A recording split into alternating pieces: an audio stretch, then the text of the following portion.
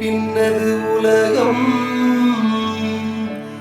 அதனால் உழந்தும் உழவே தலை.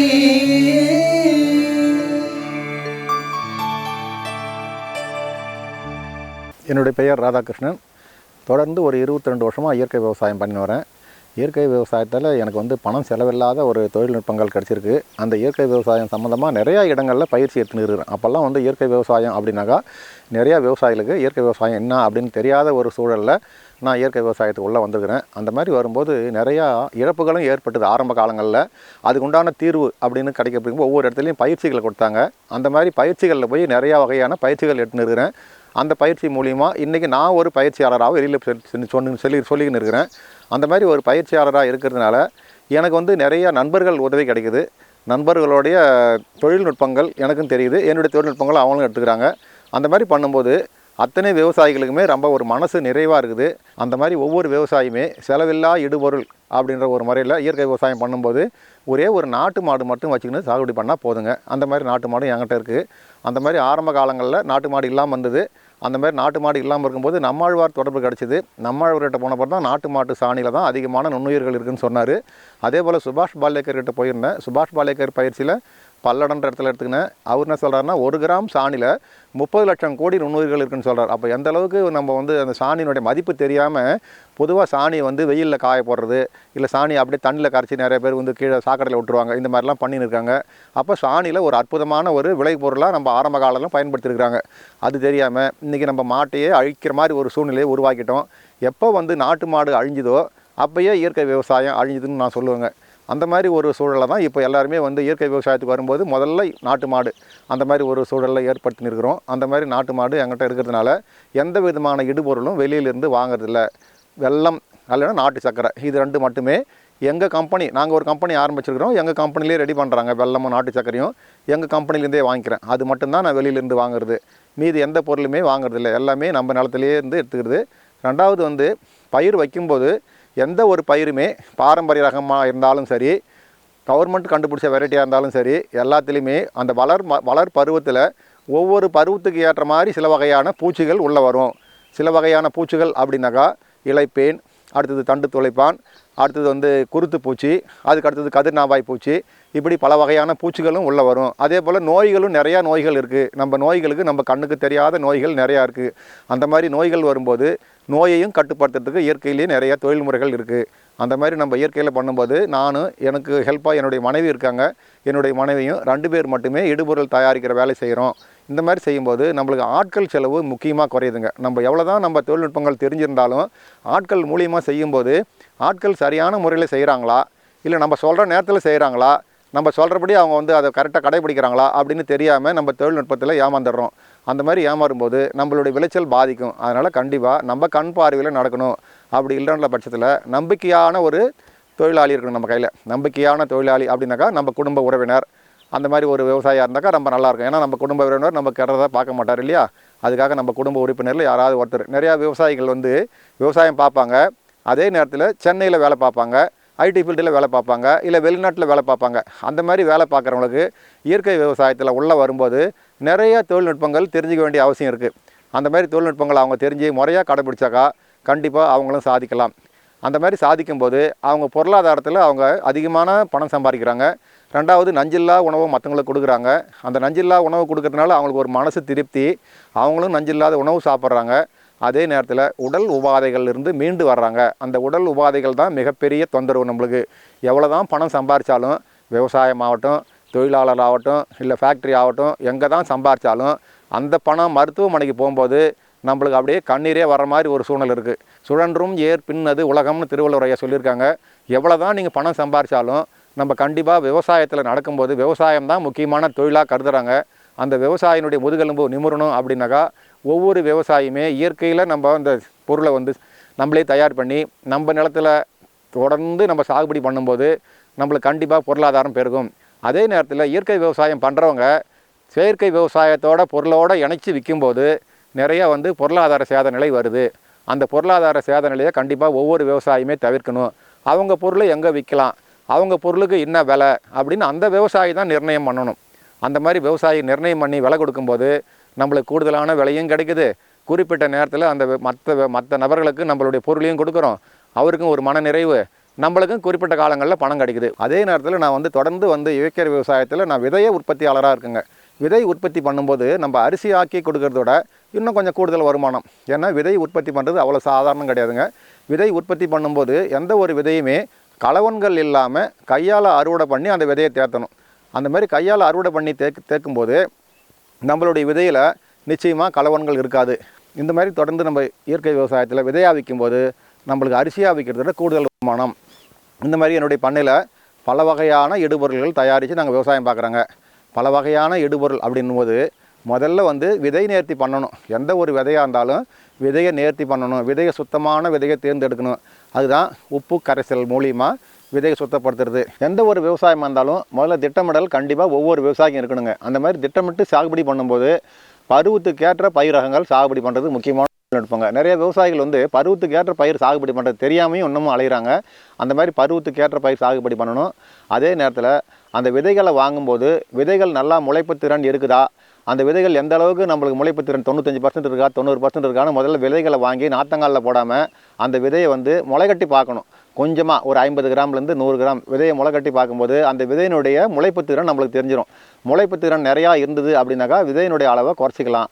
முளைப்பு திறன் கம்மியாக இருந்ததுனாக்கா விதையினுடைய அளவை அதிகமாக்கணும். இந்த மாதிரி அந்த விதைகள் கிடைக்காத பட்சத்தில் முளைப்பு திறன் கம்மியாக இருந்தாலும் கூடுதலாக கொஞ்சம் விதை போட்டு நம்ம அதை சரி பண்ணுற மாதிரி ஏற்பாடு பண்ணிக்கலாம். அப்படி வாங்குகிற விதைகளை பல வகையான தொழில்நுட்பங்களால் நம்ம ஒவ்வொன்றுமே சாகுபடிக்கு ஏற்ற மாதிரி மாற்றலாம். அந்த மாதிரி சாகுபடியில் முதல்ல வந்து முட்டை கரைசல் மூலிமா விதை நேர்த்தி பண்ணணும். நம்மளுக்கு தேவையான ஒரு ஏக்கருக்கு உண்டான விதையை நம்ம எடுத்துக்கிறோம். இப்போ ஒரு 10 லிட்டர்லேருந்து 20 லிட்டர் தண்ணி எடுத்துக்கிறோம். 10 லிட்டர் தண்ணினா 1 கிலோ உப்பு போதும். 20 லிட்டர் தண்ணினா 2 கிலோ உப்பு தேவை. அந்த உப்பை தண்ணியில் கொஞ்சம் கொஞ்சமாக கரைக்கிறோம். அந்த மாதிரி கரைச்சிட்டு நீங்கள் ஒரு நல்ல கோழி முட்டையை வாங்கி தண்ணியில் போடும்போது அந்த நல்ல முட்டையாக சுத்தமான தண்ணியாக இருந்தால் உப்பு தண்ணி இல்லாத தண்ணியில் உள்ள தண்ணியில் முழுகிடும். அதே நேரத்தில் நீங்கள் உப்பு தண்ணி கலக்கும்போது முட்டை மேலே மிதங்கி வரும். அந்த மாதிரி மிதங்கி வந்து 25 காசு அளவுக்கு முட்டையினுடைய ஓடு மேலே தெரிஞ்சாக்கா உங்களுக்கு தயார் பண்ண முட்டை கரைசல் ரெடி ஆகிடும். விதை நேர்த்தி பண்ணுறதுக்கு உண்டான முட்டை கரைசல் ரெடி ஆகிடும். இப்போ நல்ல விதையை தேர்ந்தெடுக்கலாம். அந்த மாதிரி தேர்ந்தெடுக்கும்போது முட்டையை எடுத்து வெளியில் வச்சுட்டு அந்த கரைசல்லையே கொஞ்சம் கொஞ்சமாக விதையை போட்டு மிதக்கிற பாதிரை அப்பால் எடுத்துடணும். அந்த மாதிரி எடுத்துகிட்டு திருப்பி 2வது உள்ள நெல்லை அடியில் தங்கியிருக்க நெல் அந்த நெல்லை சுத்தமான தண்ணியில் 2லேருந்து 3 முறை தொடர்ந்து கழுவணும். அந்த மாதிரி கழுவிட்டு நம்ம அது பாடு விதையை வந்து தண்ணியில் ஊற போடலாம். அந்த மாதிரி தண்ணியில் ஊற போடும்போது நம்மளுக்கு சுத்தமான விதை, நல்லா முளைக்கக்கூடிய விதை, கற்காய் இல்லாமல் பதிர் இல்லாமல் தூய்மையான விதைகள் கிடைக்கிறதுனால வீரியமான விதைகள் கிடைக்குது. இதுதாங்க முக்கியமாக விவசாயிகள் செய்ய வேண்டிய வேலையே. இதை எல்லா விவசாயிகளும் செய்கிறாங்களா அப்படின்னு பார்த்தாக்கா நிறையா விவசாயிகள் சாக்கில் அப்படியே வாங்கின்னு வராங்க. அந்த சீலை கூட பிரிக்க மாட்டுறாங்க, தண்ணியில் போட்டுடுறாங்க. கண்டிப்பாக இனிமேலாவது இந்த மக்கள் டிவி பார்க்குற அத்தனை விவசாயிகளும் இந்த தொழில்நுட்பத்தை கண்டிப்பாக கடைபிடிக்கணும் மாதிரி கேட்டுக்கிறேன். அடுத்ததாக விதையை நம்ம நாத்தங்காலில் விடும்போது நாத்தங்காலில் எப்படி விடணுன்னாக்கா எப்பயும் போல் ஒரு ஏக்கருக்கு தேவையான நாத்தங்காலில் ஓட்டுறோம். நாத்தங்காலில் ஓட்டிட்டு நம்ம அது பீஜாமிர்தம் மூலிமா விதை நேர்த்தி பண்ண விதையை விதைக்கணும். இந்த பீஜாமிர்தத்தில் என்ன நன்மை அப்படின்னு நிறைய பேர் நினைக்கலாம். நிறைய பூச்சிகளை நம்ம கட்டுப்படுத்திடலாம். மூலிகை பூச்சி விரட்டி மூலிமா பூச்சிகளை கட்டுப்படுத்திடலாம். ஆனால் நோய்களை கட்டுப்படுத்துறது சர்வசாதாரணமாக முடியாது. காற்று வழியாகவும் வேறு வழியாகவும் பக்கத்தில் உள்ள வயலில் விஷம் அடித்தாக்கா அதிலிருந்தும் நோய்கள் ஈஸியாக பரவுறதுக்கு உண்டான வாய்ப்பு இருக்குது. அதிகமாக காற்றால் வர்ற நோய்கள் நிறையா. அந்த மாதிரி காற்றால் வர நோய்கள் பனிக்காலங்களில் மிக அதிகமாக இருக்கும். அதனால் நம்ம கண்டிப்பாக பீஜாமிர்தம் மூலிமா விதை நேர்த்தி பண்ணணும். அப்படி விதை நேர்த்தி பண்ணும்போது நீங்கள் 2ஆம் கொம்போ 3ஆம் கொம்போ விதையை ஊற வச்சு ரெடி பண்ணி வச்சுக்கிறீங்க. நாற்று உரத்துக்கு ஒரு 2 மணி நேரம் இல்லை 3 மணி நேரம் முன்னாடி ஒரு சின்ன பிளாஸ்டிக் பாய் உங்கள் விதையை எவ்வளோ தூரம் நம்ம காய போடலாமோ நிழலில் அவ்வளோ தூரம் கிழித்து காய போட்டு ஒரங்கலம் உயரத்தில் அந்த பீஜாமிர்தத்தை கொஞ்சம் கொஞ்சமாக அந்த விதையில் தெளிங்க. விதையில் தெளிச்சுட்டு அந்த விதையை கையால் கலக்கணும். அப்படி கையால் கலக்கும்போது அந்த முனை எந்த காரணத்தை முன்னிட்டும் உடையக்கூடாது. அந்த மாதிரி உடையாமல் சின்னதாக முளைக்கும் இருக்கும்போதே நம்ம விதையை நேர்த்தி பண்ணிட்டோம்னாக்கா நாத்தங்காலில் விதை போகிறதுக்கு ரெடி ஆகிடும். இப்போ நம்ம நாத்தங்காலில் பீஜாமிர்தம் தெளித்த விதையை விதைக்கிறோம். இந்த மாதிரி பீஜாமிர்தம் தெளித்த விதையை விதைக்கும்போது நிச்சயமாக நாற்றுகள் வாலிப்பாக இருக்கும்.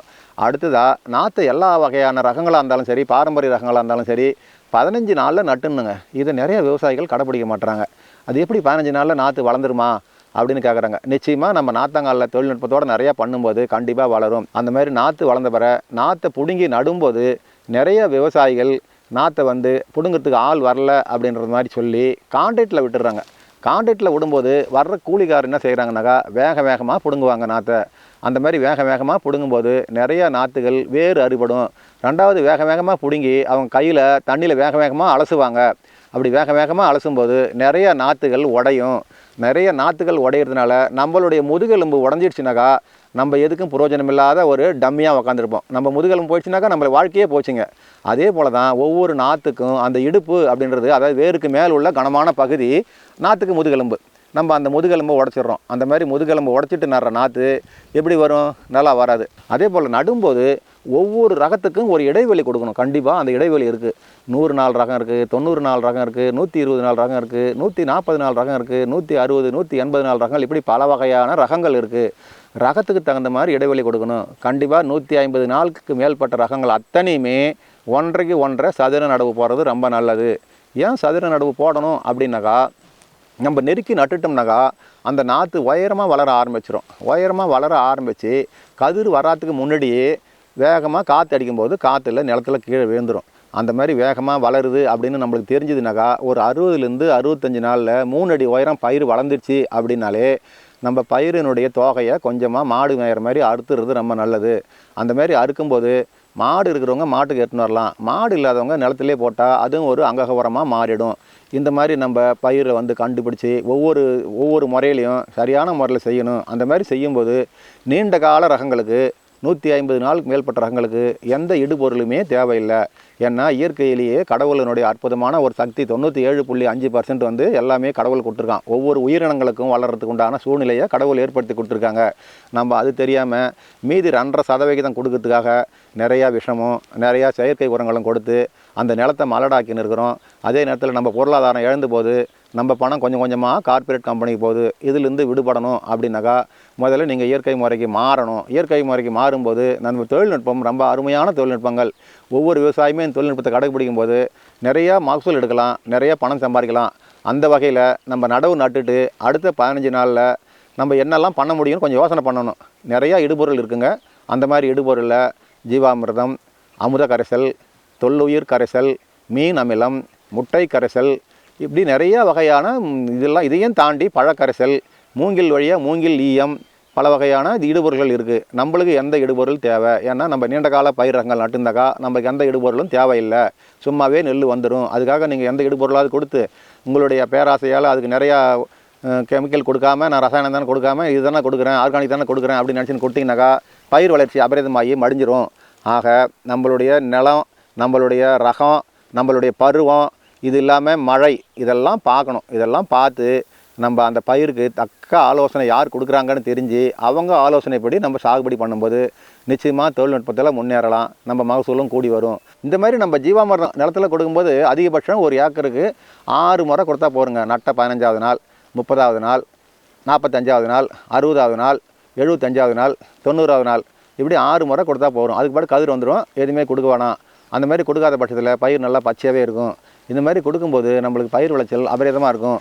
இது ஒவ்வொரு விவசாயியுமே கண்டிப்பாக கொடுக்கணும். அப்படி கொடுக்குறதோடு இல்லாமல் நடவு நட்ட 21வது நாளும், 42வது நாளும், 63வது நாளும் தொடர்ந்து பயிர் மேலே ஜீவாமிர்தம் தெளிக்கலாம். அப்படி ஜீவாமிர்தம் தெளிக்கும்போது நம்மளுக்கு ஸ்ப்ரே செலவு கூடுதலாக வருது அப்படின்னு நினைக்கிறவங்க நிறைய பேர் இருப்பாங்க.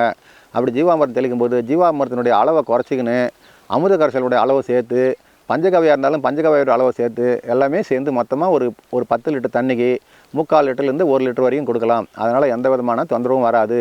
இளம் பயிர், அதாவது 40 நாளைக்கு உட்பட்ட பயிரை கொடுக்கும்போது மட்டும் அளவுனுடைய தரம் கம்மியாக இருக்கணும். அளவுனுடைய தரம் கம்மியாக இருக்கணும். இல்லைனாக்கா ஏன்னா சின்ன பயிர், நம்ம சின்ன குழந்தைய நிலத்தில் வச்சுருக்கிறோம். அந்த குழந்தை எவ்வளோ ஜாக்கிரதையாக வச்சுருப்போம் அது போல் ரொம்ப கம்மியாக கொடுக்கணும். அடுத்தது பஞ்சகவியை பற்றி நம்ம பார்க்க போகிறோம். பஞ்சகவியான்றது ஒரு பெரிய தொழில்நுட்பம் தாங்க. நம்ம ஆழ்வார் தான் நம்மளுக்கு இதை வந்து வெளியில் எடுத்தார். ஆனால் அதுக்கு முன்னாடி டாக்டர் கொடுமுடி நடராஜன் தான் அந்த பஞ்சகவியாவை எப்படி பயன்படுத்தணும், இதனால் என்ன லாபம் அப்படின்னு எல்லா விவசாயிகளையும் சொல்லி கொடுத்தாரு. அதுவும் படம் தான் நம்ம ஆழ்வார் இதை மற்ற விவசாயிகளுக்கு நிறையா பயிற்சி மூலியமாக சொல்லி கொடுத்துருக்காரு. அந்த மாதிரி உள்ள பஞ்சகவியா எப்போல்லாம் தெளிக்கலாம் அப்படின்னாக்கா நட்ட 20-25 நாள்லேயும், 30-35 நாள்லேயும், 45-50 நாள்லேயும் தெளித்தா போதும். அதுக்கு மேலே கண்டிப்பாக பஞ்சகவியா தெளிக்கவே கூடாது. அப்படி தெளிச்சிங்கனாக்கா பயிரினுடைய நெல்மணிகள் பெருசாகி அதனுடைய தரத்தை குறைச்சி காட்டும். அதனுடைய தரம் குறைச்சி காட்டும். சாதாரணமாக ஒரு பொன்னி நெல் இல்லை சீரக சம்பா நடுறோம் அப்படின்னாக்கா சீரக சம்பா நெல் பெருசாகிடும். அப்படி சீரக சம்பா நெல் பெருசாகிட்டாக்கா மார்க்கெட்டில் நம்மளுக்கு விலை கம்மியாக போகும் இல்லையா? அதுக்காக கம்மியாக இருந்து நம்ம தெளிக்கலாம். இந்த மாதிரி பஞ்சகவியாவை தொடர்ந்து 3 முறை தெளிக்கும்போது பயிர் வந்து பழையபடியே பசுமையாக இருந்து மண்ணுக்கு நல்ல ஒரு தெளிவாக அந்த பஞ்சகவியை தெளிக்கும்போது மண் காற்றோட்டம் நிறையா ஏற்பட்டு அந்த மேலே சாணியும் கோமையும் படிகிறதுனால பூச்சி நோய்கள் தொந்தரவு இல்லாமல் 75% டானிக்காகவும் 25% பூச்சி விரட்டியாகவும் செயல்படுது. இது பஞ்சகவ்யா. இதுக்கு அடுத்ததாக எல்லா வகையான நெல்லுலேயும் பூச்சி வரும். அந்த பூச்சியை வந்து நிறையா வகையில் கட்டுப்படுத்தலாம். அந்த மாதிரி கட்டுப்படுத்துறதுல தான் 5 இலை கரைசல் அப்படின்னு ஒன்று வகை இருக்குது. அடுத்தது 10 இலை கஷாயம், பாலேக்கர் கண்டுபிடிச்சது 10 இலை கஷாயம், நம்மாழ்வார் சொல்லிக் கொடுத்தது 5 இலை கரைசல். இப்படி எல்லா வகையான தொழில்நுட்பங்கள் நம்ம கடைப்பிடிக்கும் போது நம்மளுடைய விவசாயம் மிகச்சிறப்பாக, பொருளாதாரத்தில் பின்தங்கிய விவசாயிகள் கூட பொருளாதாரத்தில் முன் வந்து நம்ம விளைபொருளை நம்மளே விலை நிர்ணயம் பண்ணி விற்றாதான் இயற்கை விவசாயத்தில் மிக சிறப்பான வாழ்க்கையை அமைக்கலாம். அதோடு இல்லாமல் நம்ம ஒவ்வொருவருமே மாடு, நாட்டு மாடுன்னு சொன்ன முதல்லையே அந்த நாட்டு மாடை மழை பெஞ்சி மழையில் நிற்காத அளவுக்கு நல்ல ஒரு கொட்டகை அமைச்சு கொட்டகை மூலிமா பாதுகாக்கணும். அந்த மாதிரி பாதுகாத்து நம்மளுக்கு எப்போல்லாம் கோமியம் தேவையோ அப்போல்லாம் நம்ம கலெக்ட் பண்ணி பெரிய பேரலில் போட்டு வச்சுக்கலாம். அதான் கோமியம் 100 வருஷமானாலும் கிடாதுன்னு சொல்லிடுறேன் இல்லையா, அந்த மாதிரி கோமியத்தை கலெக்ட் பண்ணிக்கலாம். சாணி மட்டும் எப்போல்லாம் தேவை இல்லையோ அப்போ எடுத்து அதை கனஜீவாமிர்தமாக தயார்படுத்துறதுக்கு நம்ம ரெடி பண்ணிக்கலாம்.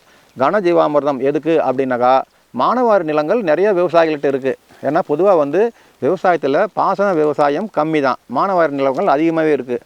அந்த மாதிரி மானாவாரி நிலங்களுக்கு பாசனம் செய்ய முடியாத சூழலில் கனஜீவாமிர்தம் ஏக்கருக்கு 400லேருந்து 500 கிலோ தொடர்ந்து ஒரு 2 முறை, அதாவது அடி உழவு ஓட்டும் போதும் ஒரு பூமியில் ஈரம் இருந்து ஒரு தரம் களை வெட்டும் போதும் இது போட்டுட்டு களை வெட்டிட்டோம்னாக்கா பயிர் விளைச்சல் நல்லாவே இருக்கும். அதே நேரத்தில் பயிரும் பசுமையாக இருக்கும். அடுத்ததாக பார்க்க போனால் இயற்கை விவசாயத்தில் இடுபொருள் தயாரித்தில் ஈரோடு சுந்தரராமன் ஐயர்னு ஒருத்தர் இருக்காருங்க. ஈரோடு சுந்தரராமன் ஐயர் எங்களுக்கு வந்து சுவாசம் குரூப் மூலிமா ஒரு பயிற்சி கொடுத்துருக்காருங்க, 1 நாள் பயிற்சி.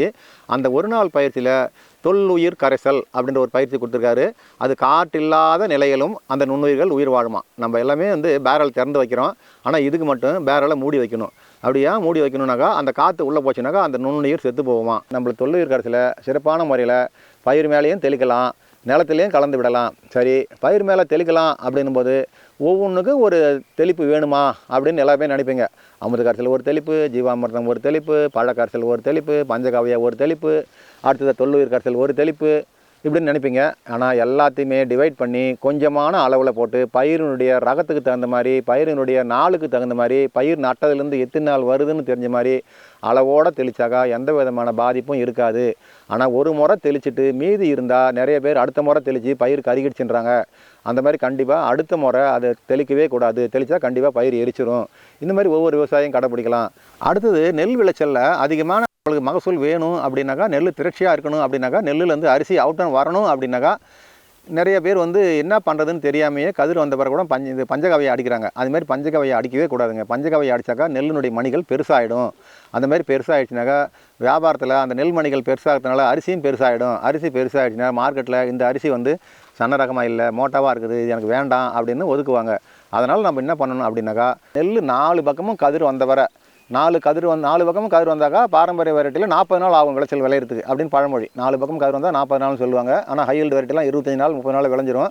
அந்த மாதிரி 4 பக்கமும் கதிர் வந்த வர மோர் கரைசலில் 2 முறை ஸ்ப்ரே பண்ண போகிறோம். தொடர்ந்து அடிக்க வேணாம். இந்த மாதிரி தொடர்ந்து அடிக்கும் போதும் நம்மளுக்கு வந்து பயிரினுடைய வளர்ச்சி நிறையா ஆகி நெல்லில் அவுட்டன் நிறையா கிடைக்கும். ஒரு மூட்டை நெல் அரைச்சோம்னாக்கா 50 கிலோ அரிசி, ஒரு மூட்டைன்றது 76 கிலோங்க சாக்கோட, அப்போ 50 கிலோ அரிசி கிடைக்கும். மீன் அமிலம்ன்ற ஒரு கலவை இருக்குங்க. 10 லிட்டர் தண்ணிக்கு 200 ml போட்டு தெளித்து பாருங்களேன். யூரியா போட்டனுடைய பலனோட அதிக அற்புதமாக இருக்கும். யூரியா போட்டாக்கா கொஞ்ச நாளைக்கு தான் பயிர் பச்சையாக இருக்கும். அடுத்தது பயிர் பூச்சி விழும், 2வது வெளுப்பாயிடும். இந்த மாதிரி இல்லாமல் இது போட்டாக்கா கதிர் வர்ற வரைக்கும் பூச்சியே வராது, பயிரும் பச்சையாக இருக்கும். 2வது முக்கியமான வேலை இதில் என்னென்னாக்கா, கதிர் வந்த பிறவோ தொண்டைக்கதிர் ஆன பிறவோ மீன் அமிலம் தெளிக்கக்கூடாது. அப்படி மீன் அமிலம் தெளிச்சிங்கனாக்கா அந்த பயிர் வந்து சீக்கிரமாக விளையாத நாள் தள்ளி போகும். அப்படி நாள் தள்ளி போகிறதுனால அந்த நெல் கடைசி வரைக்கும் பச்சையாக இருந்து நெல் விளைஞ்சிரும். நெல் விளைஞ்சிட்டு சோளை பச்சையாக இருந்தாக்கா அறுவடை பண்ணும்போது நெல்லும் வைக்கோலும் பெசரிக்கும். அதனால் மீன் அமிலம் கதிர் வரத்துக்கு முன்னாடி தயவு செஞ்சு எல்லாருமே தெளிக்கலாம். இந்த மாதிரி ஒவ்வொரு தொழில்நுட்பங்களுமே எளிமையான தொழில்நுட்பங்கள் தான். நல்ல ஒரு விவசாயினுடைய விளைநிலத்தை போய் நேரடியாக பாருங்கள், அந்த விவசாயினுடைய அனுபவங்களை கேளுங்க. அடுத்தது நீங்கள் எல்லாமே பண்ணணும் கூட அவசியம் இல்லை. முதல்ல 1 ஏக்கர் இல்லை 1/2 ஏக்கர் பண்ணுங்கள், அப்புறம் அதுக்கு மகசூலை பாருங்கள். அடுத்து தொடர்ந்து நீங்கள் நிறைய சாகுபடி பண்ணும்போது உங்களுக்கு வெற்றி கை மேலே. இதனால் வந்து நீங்கள் நாட்டுக்கு நல்லது செய்கிறீங்க, உங்கள் குடும்பத்துக்கு நல்லது செய்கிறீங்க, உங்களுடைய வாரிசுகளுக்கு நல்ல உணவு கொடுக்குறீங்க, நல்ல நிலம் கொடுக்குறீங்க. இந்த மாதிரி அனைத்து விவசாயிகளும் பண்ணும்போது இந்த மக்கள் டிவி மூலிமா நிறைய விஷயங்கள் வெளியே வரதுக்கு ஒரு வாய்ப்பு என்னன்னாக்கா, இயற்கை வேளாண்மை மட்டும் இல்லைங்க, தென்னந்தோப்பு தேவதை, அந்த மாதிரி ஆட்டு பண்ணை, மாட்டு பண்ணை, மீன் பண்ணை, இப்படி அனைத்து வகையான தொழில்நுட்பங்களும் கொட்டுன்னு இருக்கிறாங்க. அது அத்தனை பேருமே சாயங்காலம் 6:30 மணிக்கு டிவி முன்னாடி உட்கார முடியாதவங்க சாயங்காலம் காலையில் 5:30 மணிக்கு ஏஞ்சி உட்காரலாம். உட்காந்து ஒரு குறிப்பு எடுத்துக்கலாம். ஒரு குறிப்பு எடுத்துக்கினாக்கா அவங்களுக்கு எது எது எப்பப்போ தேவையோ அந்த குறிப்பை வச்சு அவங்களுக்கு பேசலாம். இந்த மாதிரி ஒவ்வொரு விவசாயியுமே சாகுபடியில் முன்னேற்றம் அடையணுனாக்கா எல்லா வகையான இடுபொருளும் எந்த நேரத்தில் எந்த விதமான இடுபொருள் பயன்படுத்தலாம் அப்படின்னு தெரிஞ்சுக்கணுங்க. இதை மட்டும் தெரிஞ்சிங்கன்னா போதும். அதே நேரத்தில் மருந்தே உணவு அப்படின்னு நிறைய பேர் இன்றைக்கி சாப்பிட்றாங்க. ஆனால் இயற்கையில் வந்து ஆண்டவன் படைச்சது எப்படின்னாக்கா உணவே மருந்துன்னு தான் படைச்சிருக்காரு. இன்றைக்கி உணவே மருந்தாக எத்தனை பேர் இருக்காங்க? நிறைய பேர் இல்லை. ஒரு வேளை உண்பவன் யோகின்னு சொல்லியிருக்காங்க, 2 வேளை உண்பவன் போகின்னு சொல்லியிருக்காங்க, 3 வேளை உண்பவன் ரோகின்னு சொல்லியிருக்காங்க. அந்த மாதிரி 3 வேளை உணவை கண்டிப்பாக குறைச்சிட்டு நம்மளுக்கு வயசுக்கு தகுந்த மாதிரி உணவை எடுத்துக்கணும். நல்லா மென்று நல்லா சாப்பிட்ணும். அதுமாதிரி இயற்கை உணவை சாப்பிடும்போது நம்மளுக்கு எந்த விதமான தொந்தரவும் இல்லை, மருத்துவமனைக்கும் போக வேண்டிய வேலை இல்லை. நானும் என்னுடைய மனைவியும் 2 பேரும் ஒன்றா இருந்து தொடர்ந்து ஒரு 25 ஆண்டு காலமாக, அதாவது 89 விவசாயத்துக்கு வந்தேன். 89லேருந்து 2000 வரைக்கும் விஷம் வாங்காமல் உரம் போட்டுன்னு இருந்தேன். எனக்கு தெரியல தொழில்நுட்பங்கள், உரம் போட்டுன்னு இருந்தேன். அதுக்காக நான் வந்து வீரிய ரகங்கள் தான் பண்ணியிருந்தேன். அப்போல்லாம் நாட்டு ரகங்கள் தெரியாது. அப்போ 2000லேருந்து இன்னை வரைக்குமே உரமும் போகிறதில்ல, விஷமும் வாங்குறதில்ல. என்னுடைய பணம் வந்து பேங்க்கில் பேலன்ஸ் இருக்குங்க. நிறையா விவசாயிகள் வங்கியில் கடனாளியாக இருக்காங்க. அந்த கடனாளியானது காரணமே உங்கள் மனசில் ஒரு மாற்றம் இல்லாத ஒரு சூழ்நிலை தான். மனசில் மாற்றம் இருந்தால் உங்களுக்கு ஒரு ஏற்றம் கிடைக்கும். அப்படி உங்களுக்கு மனசில் மாற்றம் இல்லைனாக்கா ஏமாற்றம் தான் கிடைக்கும். உங்களுக்கு ஏற்றமா ஏமாற்றமா நீங்கள் தாங்க முடிவு பண்ணணும். அதை நான் எப்படி முடிவு பண்ண முடியும்? நான் எங்கேயோ இருக்கிறேன், உங்களுக்கு தொழில்நுட்பங்கள் மட்டும் கொடுக்கலாம். மற்றபடி உங்களுடைய வயலில் வந்து நீங்கள் தான் பார்க்கணும். அந்த மாதிரி ஒவ்வொரு விவசாயமே செய்து வளமான வாழ்க்கையை பெற்று அளவோடு பணம் சேர்த்து நல்ல வாழ்க்கையில் நல்ல நிலையில் ஒவ்வொரு நிலத்தையும் அங்கக நிலமாக மாற்றி தன் வாரிசுகளுக்கு விட்டு செல்லும்போது அந்த வாரிசுகள் அந்த நிலத்தை பல வகையில் பயன்படுத்தி மேலும் மேலும் சிறப்படைவார்கள் என்று கூறி விடைபெறுகிறேன். நன்றி, வணக்கம். மண்ணில் மறுமலர்ச்சி வாழ்வில் புது எழுச்சி மக்கள் தொலைக்காட்சி மாறும் காலங்களில் மலரும் பூமி இது, இதுவே ஊரக வளர்ச்சி. மலரட்டும் மலரட்டும் மலரட்டும் மலரும் பூமி இங்கு மலரட்டும். மலரும் பூமி இது கிராமிய பொருளாதார மேம்பாட்டு நிகழ்ச்சி.